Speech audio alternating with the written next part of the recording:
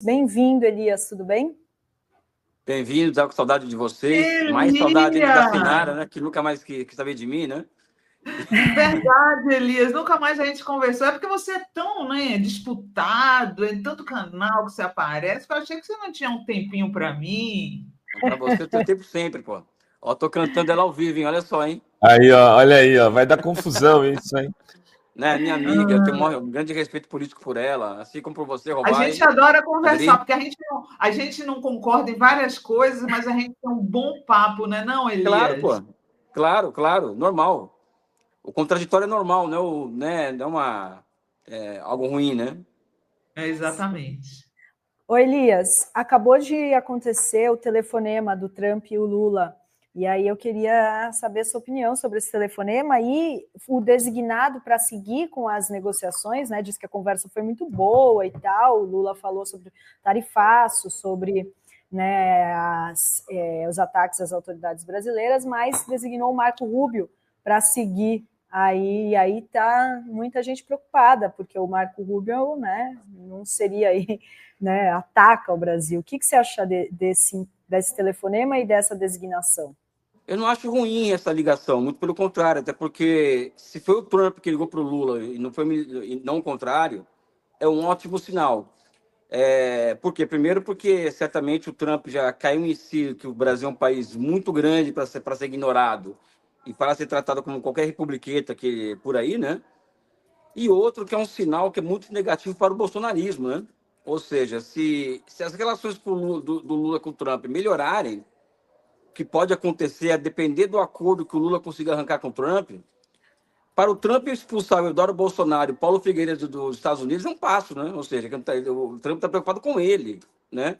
Então, achei muito boa achei excelente essa notícia e eu tenho um olhar um tanto quanto, vamos dizer assim, político para isso, né? Que é uma derrota razoável do bolsonarismo, mais uma derrota. E agora o próximo passo, a depender do que acontecer a partir de agora, é a expulsão do Eduardo Bolsonaro e do Paulo Figueiredo do solo americano, o que eu não acho improvável, entendeu? Vamos pegar, por exemplo, aqui, o Trump está preocupado com terras raras. Se ele entrar em um acordo com o Brasil sobre acesso americano às terras raras brasileiras, em troca de tecnologia, de semicondutores, ou seja, a depender de um grande acordo envolvendo dois países em relação a isso, em relação à derrubada do tarifaço, e o acesso brasileiro a tecnologias sensíveis dos Estados Unidos, eu acho que a vida do Bolsonaro, do Eduardo, vai ficar meio que difícil nos Estados Unidos, né? Você acha, Elias, que o Trump pode estar desinteressado, perdendo interesse no bolsonarismo à medida que ele vai se aproximando? Eu tenho a impressão que isso já está virando página virada para o Trump, sabe? Olha, Sinara, eu tenho a mesma impressão já faz algum tempo. Inclusive, eu tenho a impressão de que o Trump está começando a perceber que foi enganado por esses caras, né? Sabe? Então, também tem esse lado de que, olha, o Trump talvez tenha se dado conta de que foi enganado, ou seja, de que o Brasil é um país em que as coisas estão acontecendo normalmente, que os processos estão acontecendo normalmente, e o que o Trump quer do Brasil pode ser uma coisa reducionista minha, é acesso às terras raras, ou seja, é isso que ele quis com a China, é isso que ele quer com a Ucrânia, porque esse é o ponto fulcral do desenvolvimento americano hoje e da continuidade do processo de reprodução do capital nos Estados Unidos, né? Essas são as terras raras. Eu coloco acento nisso, né? Então, se o Brasil oferece algum acesso a isso, né? O Trump, como comerciante, não como idiota, como muita gente de esquerda trata, não trata ele como idiota, acho que ele é um cara que sabe o que está fazendo e tem uma estratégia muito clara, né? Eu acredito, sim, que você tem razão, de um certo desencantamento, percepção de que foi enganado e de que o Lula pode ser um ótimo interlocutor para ele aqui na América Latina, inclusive. Ou seja, lembremos da relação do Lula com o Bush, por exemplo, né, tinham ótimas relações, né? Exato. Então, acho que a esquerda não pode ficar se emocionando muito, e muito menos a direita. Eu acho que nós temos que ter uma posição um pouco mais pé no chão de como o mundo funciona. Evidentemente que o Trump tem interesse na eleição da extrema-direita no Brasil, mas também se ele se arranjar com o Lula, está tudo certo. Ou seja, que ele é um negociante, ele é um comerciante. Ele age como tal, né? Muito bem. Elias, Elias, qual é a tua opinião sobre a posição da China nessas escaramuças com o Trump?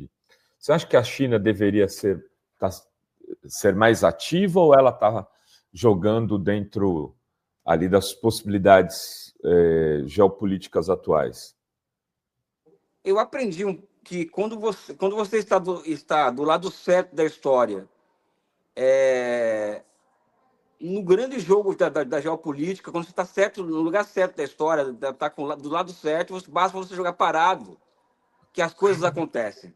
Então, a China reuniu condições nos últimos 40 anos, ela jogar parada, de ver o Ocidente se afundar e se esmigalhar, enquanto o mundo inteiro a procura, enquanto o mundo inteiro oferece a ela oportunidades de investimento, enquanto ela oferece oportunidades de investimento sócio-global e mesmo aos Estados Unidos. Por exemplo, mesmo com tarifaço, mesmo com bullying tecnológico, as exportações da China aos Estados Unidos se ampliaram nos últimos anos, né? Então, a China está numa condição que ela joga parada, né? Então, e para chegar a essa condição, ela se reinventou nos últimos 40 anos.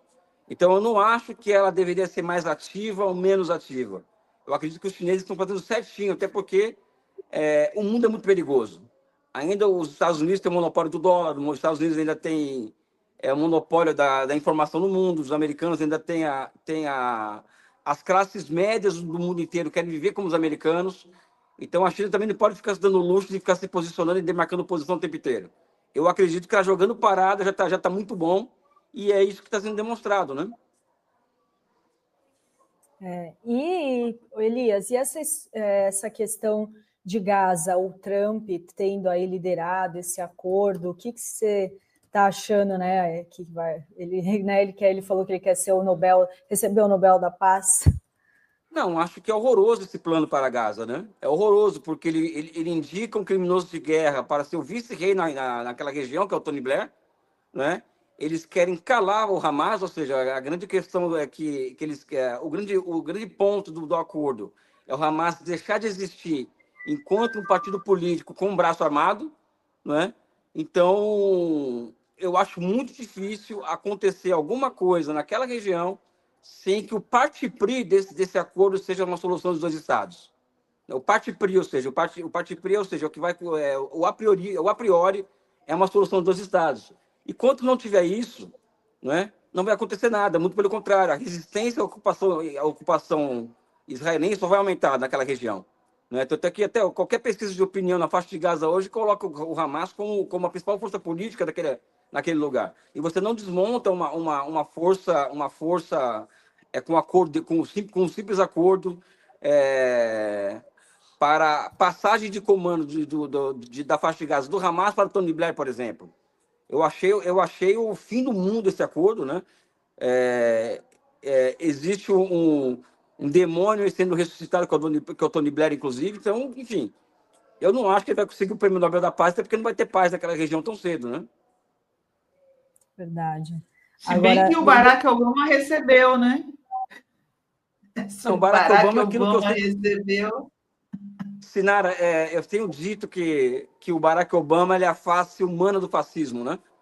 Sabe? Porque as pessoas não se dão conta também, muitas vezes, que todo esse processo que desemboca no Trump, ou seja, o Trump não é um louco, um raio no céu azul, uma trovoada, não. Ele é parte de um processo. Esse processo começa com o Obama, no início dos anos 2010, com o lançamento das guerras de quinta e sexta geração, com a transformação do dólar em instrumento de guerra, com as sanções sobre a Venezuela, com as guerras híbridas e convencionais na Líbia, na Síria. Ou seja, o Obama começou com essa conversa toda, né? E o Trump ele é apenas uma continuidade desse processo iniciado por ele. Só que, evidente, o Trump não tem esteticamente, ele não é um cara interessante como parece o Obama para as pessoas, né? Mas temos que lembrar o Obama também como criminoso de guerra, um homem que começou com essa história de como o mundo está hoje, né? o estado que nós nos encontramos hoje. O Elias, queria te fazer uma pergunta, mas menos de geopolítica internacional e mais de política e estratégia e tática no campo das disputas que a gente tem pela frente. Tem eu tenho visto assim alguns setores de esquerda, principalmente ligados aí à internet, no espaço de influenciadores, tal, muito críticos, exageradamente críticos ao governo Lula e também às alianças, inclusive às vezes até te atacando pela tua posição aí no governo do Eduardo Paes, né? Como é que você, que é um cara que tem... você é declaradamente um comunista, um cara de esquerda, um marxista, né? Vê esse tipo de crítica, Elias? Eu acho normal. As pessoas elas podem ter a opinião que elas quiserem sobre os fenômenos, né? Então, por exemplo, primeiro que eu não levo a sério, né? Ou seja, são forças políticas que não têm a menor, vamos dizer assim, aderência na sociedade. Então, a gente fica perdendo tempo com esse pessoal, que são pessoas que eu respeito, inclusive, tenho amizade naquele lado lá, mas eles não têm a menor, assim, aderência na sociedade. É 0,5% dos votos que não saem no candidato a presidente, né? E eles tendem a ser fagocitados no processo político pela extrema-direita, né? Então, eu tenho uma postura muito de não levar a sério, entendeu? Com relação aos ataques que eu sofro, eu acho que é o ataque de quem decide fazer política, né? Ou seja, eu não sou um negacionista da política, né? Então, por exemplo, a questão do Eduardo Paes aqui no Rio, por exemplo, para mim é uma coisa muito tranquila, ou seja, graças a Deus que o Rio de Janeiro tem Eduardo Paes, porque não tem o Eduardo Paes em São Paulo, não tem o Eduardo Paes no Paraná, não tem o Eduardo Paes em Minas, não tem o Eduardo Paes em Santa Catarina, não tem o Eduardo Paes, talvez não tenha no Rio Grande do Sul, não tem no Mato Grosso, não tem em Goiás, não tem Mato Grosso do Sul. Que mais é que pode escolher para falar de onde não tem o Eduardo Paes, que é uma figura de centro, uma figura que vai apoiar Lula para presidente, agora é uma figura que opera a política, ou seja, o que é operar a política? É o seguinte, eu estou prestes a ser governador do Rio de Janeiro e essa eleição demanda que eu faça gestos para setores da sociedade com os quais eu não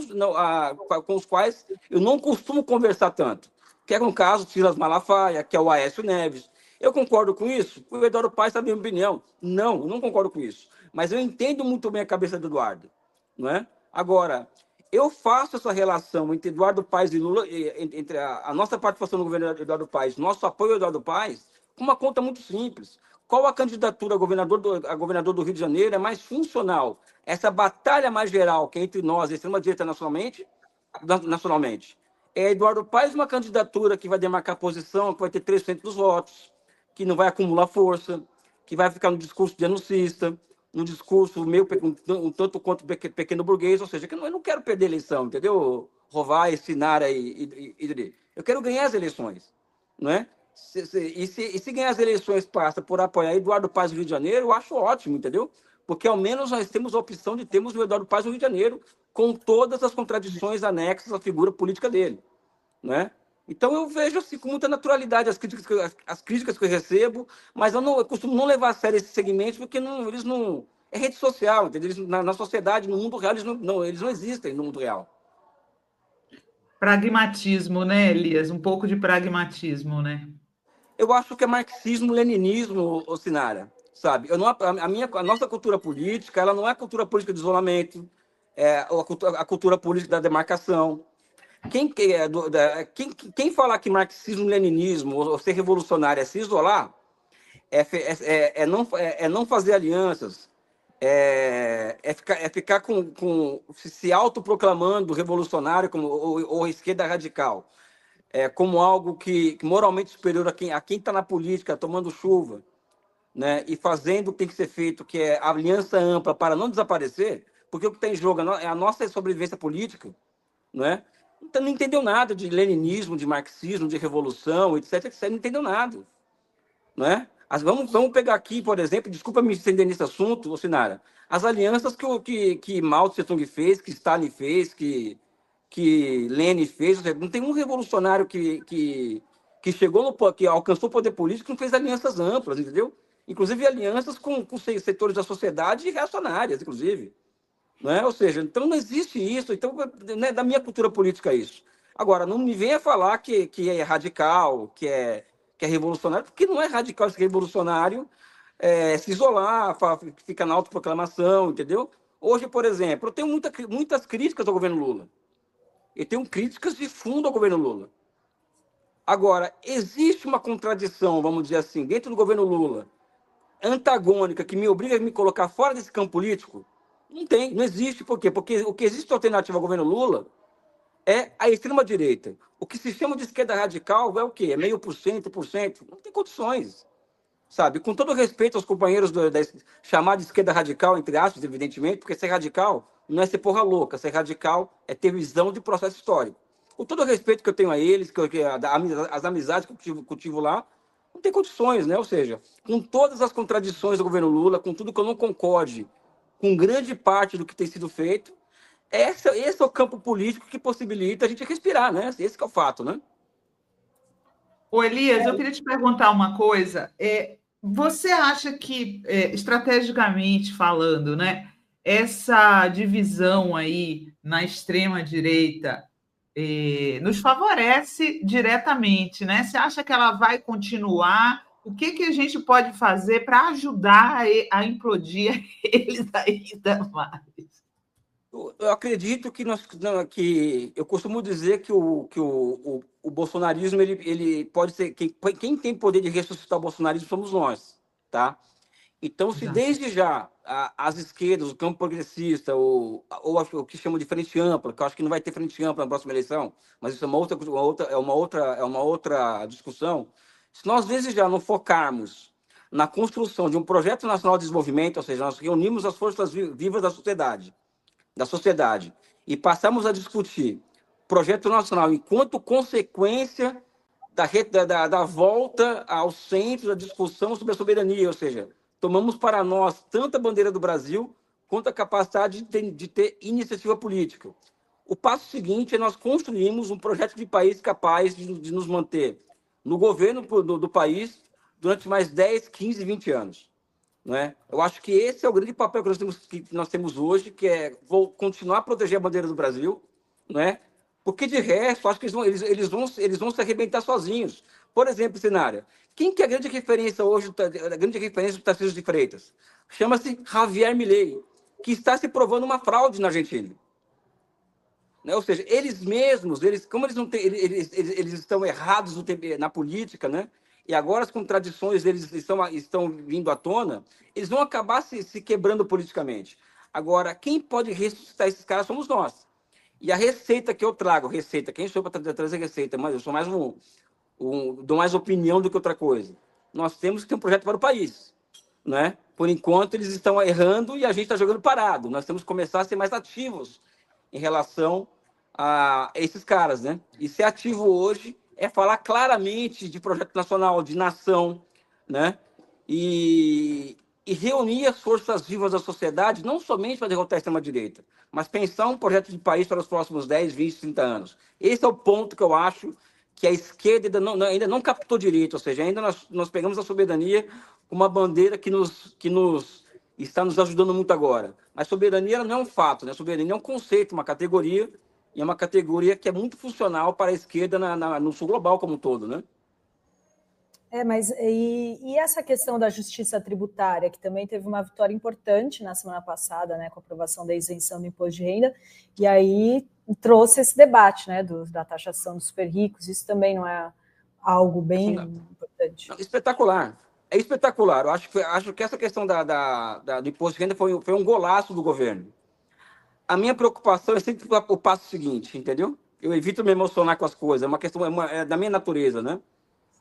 O passo seguinte é o seguinte: nós temos condições de darmos consequência à taxação dos super ricos. Então, não cabe, por exemplo, a gente ter uma meta de inflação de 3% ao ano, porque isso vai obrigar a mantermos uma taxa de juros alta, e a taxa de juros hoje é o maior elemento de concentração de renda no Brasil hoje.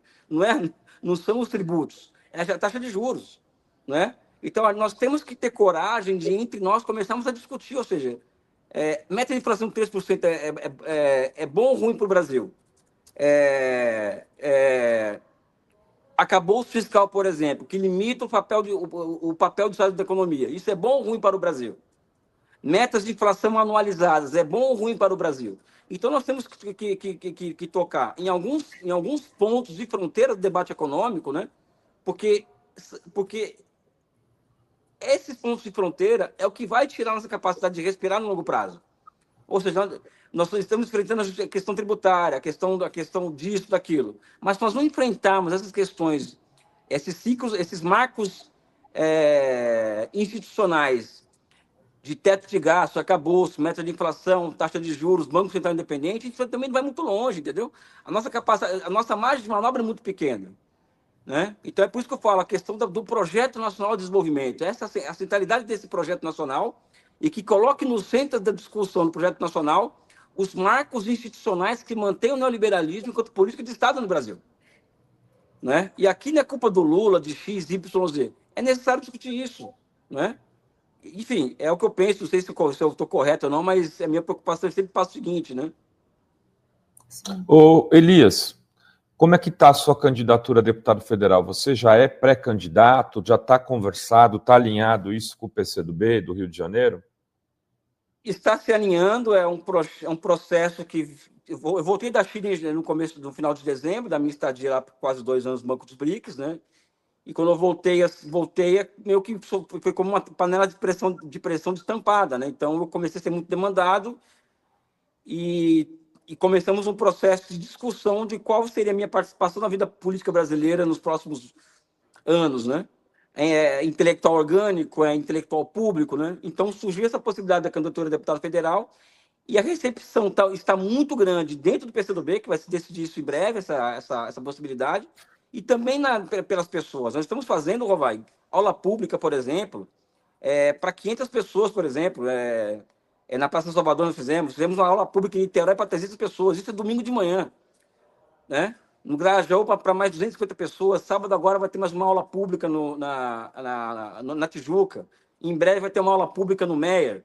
Fizemos aula pública em Volta Redonda, aula pública em Petrópolis, sempre para mais de 200 pessoas.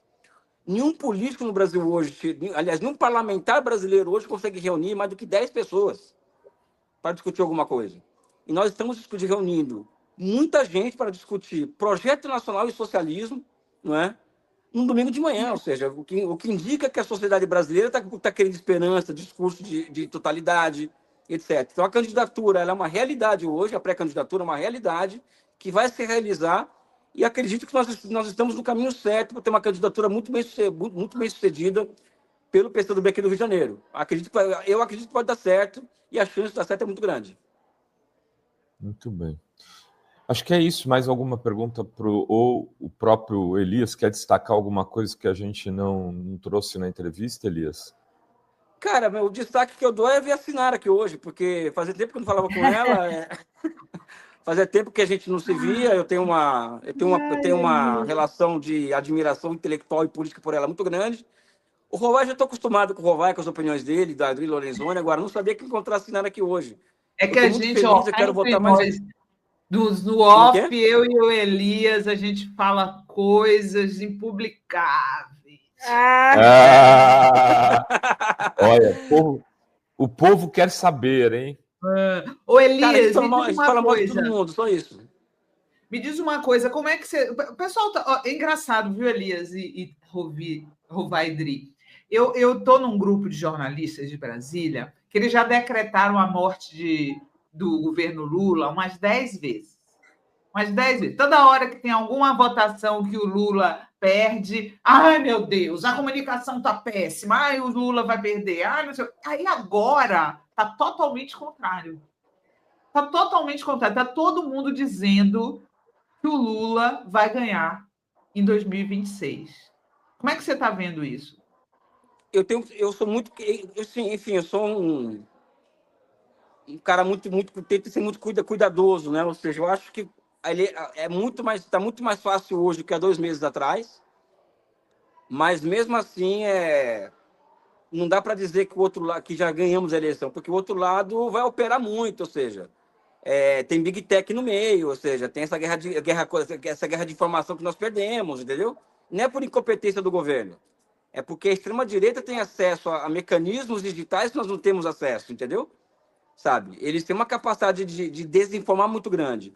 Então, sou um pouco mais cauteloso do que a média, ou seja, eu não sou uma figura emocionada nesse aspecto, né? Mas acho assim que nós caminhamos para uma vitória, mas nós não podemos errar politicamente até lá. Temos que jogar parados nesse aspecto, deixar que eles se esborrachem por lá. Mas, enfim, eu acho que vamos ganhar a eleição. O Lula ainda é o camisa 10 da seleção, não tem jeito, ou seja, por mais que a idade chegue, ele continue sendo esse cara com um tirocínio político gigantesco, né? E essa para a nossa sorte, né? Mas sim, acho que vamos ganhar, mas temos que tomar cuidado. Acho que temos que segurar um pouco a emoção e ver as coisas mais cientificamente. Mas acho que é isso aí, até é por aí o caminho, né? Eu acho que dizer que o Lula, o Lula, o governo Lula, não sei o quê, é subestimar um craque mundial que nós temos hoje. Vocês sabem que me dá o mesmo sentimento, Rovai foi testemunha na época, do de 2005. De 2005, né? Lula, um mensalão e não sei o quê. Gente, chegou em 2006, o Lula arrebentou. Né? Eu não gosto de subestimar inimigos, viu, Elias? Mas também não gosto de subestimar amigos. Esse nosso presidente é um dos maiores líderes políticos que já existiram, tá? Eu não vou subestimar ele, não. Muito bem. Não, o Lula é o maior líder político da história do Brasil, um dos maiores líderes políticos da história mundial. Eu acho que o Lula cumpriu para o Brasil o que o Mandela cumpriu para a África do Sul, ou seja, o Lula é a figura da questão democrática no Brasil, eu acho, ou seja, ele é a figura que encarna a questão democrática no Brasil hoje. Aliás, ele nos últimos 50, 60 anos, ele é a grande figura do Brasil, então não dá para subestimar. Eu sou uma figura muito crítica, vamos dizer assim, porque eu sou crítico, ou seja, não dá para a gente achar que está tudo certo também. Agora, o Lula é um patrimônio brasileiro, é um patrimônio nosso, mas, olha, eu acredito que nós precisamos dar um salto de qualidade na capacidade de elaboração, né? A esquerda brasileira ainda tem problemas seríssimos de uma divisão estratégica, divisão de país, de qual que é o lugar do Brasil no mundo, ou seja, o papel da reindustrialização ela deve ser central para o Brasil. Nós não podemos naturalizar teto de arcabouço fiscal, naturalizar o fato de que nós temos a maior taxa de juros do mundo, de que nós operamos ainda sob marcos institucionais que não favorecem uma política de crescimento econômico baseado na indústria.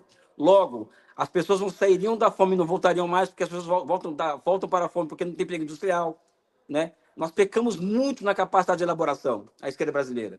Agora, o papel do Lula, aí não tem nem o que falar, ele é o cara, não tem isso, né? Ele é um player mundial, ele não é um player brasileiro latino-americano, não é? Enfim, eu concordo com a Sinara, com certeza. Vamos lá? Elias, olha só, nós estamos com uma plataforma de cursos aqui chamada OM Play, né? A gente lançou aí recentemente, está fazendo um baita sucesso. Depois vou conversar contigo que eu quero que você venha ser professor nosso aqui, monte um curso também. O Sérgio Amadeu da Silveira, quem está coordenando o curador aqui da OM Play, vou falar com ele, falar contigo também. Tá bom, Elias? Tá bom. Eu quero agradecer muito, Rovai, o convite. Aliás, eu me ofereci para estar aqui hoje, né? E a Adri Lorenzoni também, o convite. Eu quero me ofereço para voltar aqui novamente. E um beijo no coração da Sinara. Um beijo no coração de vocês. Beijão, querido. Vou te chamar para a gente bater papo lá na sexta-feira no programão, tá? E a Bárbara está dizendo para você levar a aula pública para Rio das Ostras, Macaé. Faremos isso. Com o IFS. Manda mensagem no meu Instagram. Quem mandou a mensagem, manda uma mensagem no meu Instagram que a gente vai pegar o telefone e organizar. Tá bom? Legal. Muito bem, valeu. Um beijo, valeu. Beijo, obrigado, valeu.